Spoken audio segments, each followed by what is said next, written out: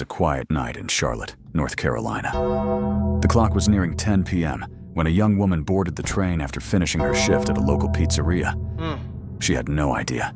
This ride would be her last. Damn. Her name was Irina Zarutska, only 23 years old. Damn. She had fled the war in Ukraine with her family in 2022, hoping to find safety and a new beginning. She loved art, fashion design, and animals, dreaming one day of becoming a veterinary assistant. On August 22nd, You look like he high 2025. on something, boy, because he moving. When motherfucker get to moving too much, look, I'm not proud to say it, but I used to sell drugs to people like this, folks.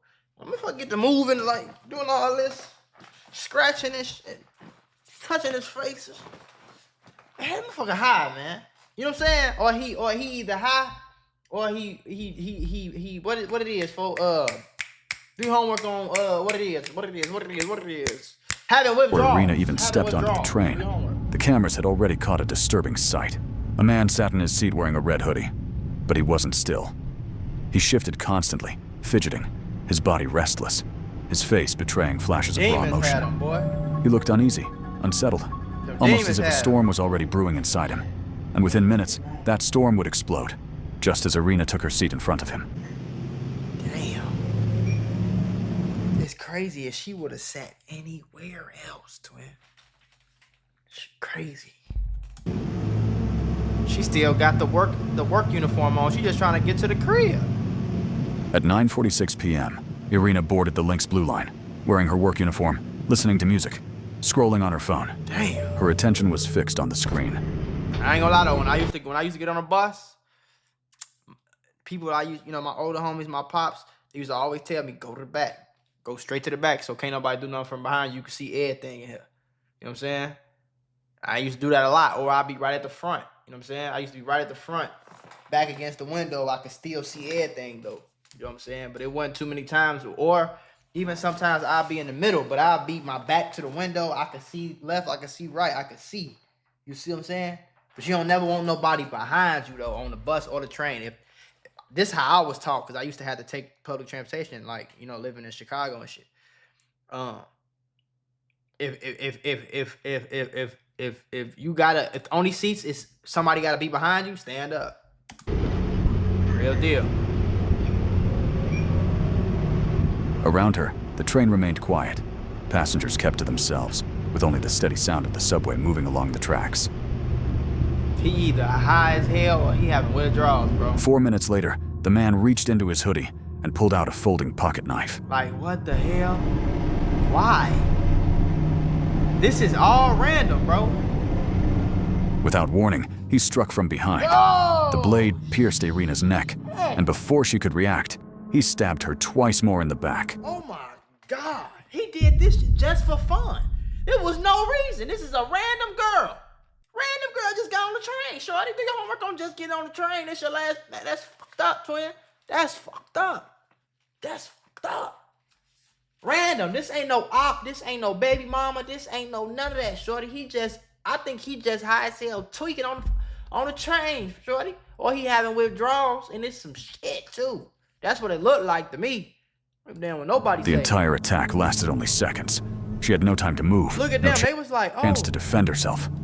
And she was in shock. She didn't even know what While happened. passengers nearby began to realize the horror unfolding right in front of them. This shit making, this hurt. Ain't nobody gonna help the girl, shorty? Security footage shows Irina collapsing in her seat. After the stabbing, the attacker stepped away from the area and walked toward the front of the train car. This fucking me up. I ain't gonna lie. This fucking me up. I got that white girl. He high, twin. I don't give a fuck what nobody say. He's high. He off some of that shit, and them demons got him. Do your homework. Them demons got him, and he cannot be saved. Only thing can save him is Jesus, and I don't even know how he gonna do that. Shorty, I'm telling you right now, I'm scared, folks. I'm scared, and I'm just watching this shit. I can only imagine being on the motherfucking train. You know how fast I would have broke that goddamn window, shorty? I would have broke that window so fast like Spider-Man. I'm telling you right now, I'd have been swinging all through the train rails. Y'all just tweaking on here. Then he walking around with the knife. I don't know what the hell we got going. Ain't nobody gonna jump him or nothing. There, he took off his hoodie and held it in his hand as he moved through the car. Bro, I ain't gonna lie. lie, bro. Charlotte, y'all disappointed me. If this was Chicago, he would have got his ass beat. I ain't gonna lie. The motherfucker would have jumped him, popped him, all types of shit. Like, gang. Almost as if trying to cover a wound. He didn't leave right away, staying inside the train car for nearly 2 minutes. Then, he quietly exited at the next stop, leaving the car behind in chaos and panic. Meanwhile, terrified passengers rushed to the scene of the crime before fleeing the train at the next station. Unfortunately, transit security guards were on the train that night, but they were in the car ahead of where the attack took place. Damn. The suspect was quickly arrested on the train platform. The authorities have identified the suspect. He is known as DeCarlos Brown Jr., 34 years old. Brown has a long criminal history, with more than 14 arrests spanning from 2011 to 2025. That's crazy. In 2012, he was convicted of assaulting a woman in Mecklenburg County and received probation. The case involved physical violence.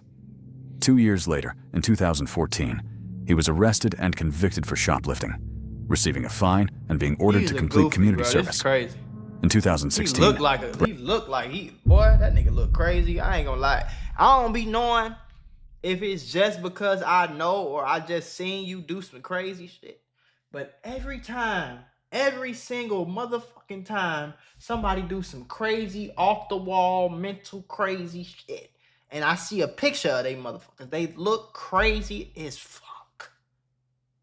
Every time. Now, again, I don't know if that's just because I already know they crazy, and I'm just saying that.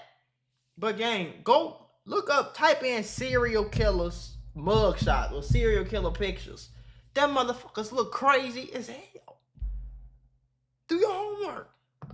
You ever had one of them days where everything seems to go wrong? I mean, you're just trying to grab a cup of coffee and BAM! You're tangled in a pile of boxes because the shelf is broken. And just like that, I realized sometimes accidents at work are more than just funny stories. They can actually change everything. Trying to handle a workplace injury on your own? It's like trying to fix the broken shelf yourself. More chaos, more headaches, and it's no guarantee that you'll get what you deserve. You got paperwork, insurance calls, and someone always telling you to wait. It's enough to make you wish you had a secret weapon. But here's the thing, there's a team of people that fights for people just like you. For over 35 years, Morgan & Morgan, America's largest injury law firm, has been winning cases when everybody else said it couldn't be done. In Florida, someone got $12 million after a work accident, even though the insurance was ready to offer just $350,000. In Pennsylvania, a worker was awarded $26 million, which was 40 times the initial offer. These are not just numbers. They're real victories for real people, all thanks to the team that fights hard for justice. More than 1,000 attorneys across all 50 states, like a legal squad ready to jump into action. Yeah. They've recovered over $25 billion for clients. And they have a long history of helping workers get what they're owed. Because when you're injured at work, you shouldn't have to go at it alone. You can just click the link below or the QR code that's on your screen. No endless waits or confusing forms. Just a quick way to start protecting your rights today. So if you had an accident on the job, do not risk doing it alone. You can check out Morgan & Morgan, because even in the toughest workplace accidents, a strong team makes all the difference. And trust me, there's a reason why they're America's largest injury law firm. It's because they fight for the people just like you. I'm scared. Oh shit! Oh shit! Brown was charged with felony breaking and entering. He was convicted and served a short jail sentence, followed by probation. In 2018, he faced charges for assault with a deadly weapon, a felony in Mecklenburg County. He eventually pleaded guilty to a reduced misdemeanor charge and was sentenced to time served along with probation. By 2020, he was convicted of possessing stolen goods and received a suspended sentence combined with community service, including an attack on his sister at her home in Charlotte in 2021. What the hell? In 2022, he was arrested for resisting arrest during a traffic stop, convicted, and fined. The following year, 2023, Brown faced charges for trespassing and creating a public disturbance. He was convicted, fined, and ordered to complete community service. In 2024, he was arrested for assaulting a transit officer in Charlotte. He was convicted and sentenced to 30 days in jail, with credit for time already served. Bro, he did all that and then beat somebody up on a train and y'all gave this nigga 30 days? What the fuck? Remains unclear whether Brown completed his community service. His record also includes violations of emergency laws, such as misusing the 911 system. In January 2025, he was arrested after repeatedly calling 911, claiming that a man-made material had been implanted in his body. Yeah, that's that high shit right there. He's high and he's sick. I'm telling you right now. He high and sick, folks. I'm telling you right, them is drugs talk. It ain't nothing else. Man, I'm telling you right now, bro. It's a chance that it could just be a real bad mental illness. But nigga, usually motherfuckers get mental illness from drugs. I'm trying to tell you. Some of the craziest motherfuckers I ever seen in my life was on drugs. Controlling basic functions like eating, walking, and speaking. What happened? In his body. Controlling basic functions like eating, walking, and speaking. Following his release from prison, Brown was diagnosed with schizophrenia after his behavior became increasingly aggressive. His mother requested a psychological evaluation after noticing these changes, which led to the diagnosis. Although he was placed under psychiatric monitoring, he became homeless after his mother evicted him due to his aggressive behavior. Despite his extensive criminal and mental health history, Brown was released in January 2025 on a written promise to appear in court, raising serious questions about the judicial system's handling of such cases. Nah, for sure. In July 2025, his attorney requested a forensic psychological evaluation to determine his competency for trial, but this evaluation was never completed. On social media, there has been widespread outrage over Teresa Stokes, the judge who in January 2025 released DeCarlos Brown Jr. without bail. Yeah, that's This crazy. decision sparked major controversy, Without bail, especially after the crime occurred. Right. Despite his long criminal record and concerning behavior, Judge Stokes chose to release him without bail, raising serious questions about the effectiveness of the judicial system in handling such cases. It was later revealed that Judge Stokes also serves as the Chief Operating Officer at Second Chance Services, a center in Charlotte providing mental health and addiction services. This overlap between her judicial role and her position at the center prompted further concerns about a potential conflict of interest, particularly following the crime committed by Brown. Before she became a magistrate judge in North Carolina, Teresa Stokes had a very different life. In 2021, she was a co-owner of Wing Heaven Sports Haven, a fried chicken restaurant in Lansing, Michigan. In a March 15th, 2021 interview with Fox 47, Stokes revealed that she had lost both a brother and a nephew to drug addiction in 2020. Teresa Stokes is the co-owner. That's probably why she kept letting his ass off, because he was on them damn drugs, and she... of Wing Heaven Sports Haven, Michigan's first sober bar. In 2020, I lost a brother and a nephew, father and son, 9 months and 5 days apart, to the same overdose. Everybody deserves an opportunity to recover regardless of what the substance or the drug or the addiction is. It could be your very first minute, your very first hour, your very first day. If this place is going to make you feel safe, come in. These personal losses shaped her perspective, showing a clear compassion for those struggling with substance abuse. Wing Heaven described itself as a sober and recovery atmosphere, catering to individuals overcoming addiction. Stokes also co-owned Pinnacle Recovery Services, a nonprofit housing program offering support for people in recovery.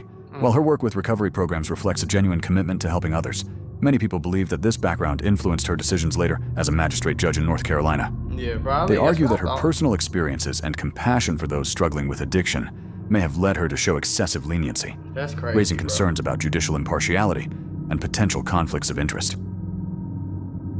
Out of nowhere, a GoFundMe page appeared, raising funds to cover the legal costs of the suspect in the murder of Irina Zarutska.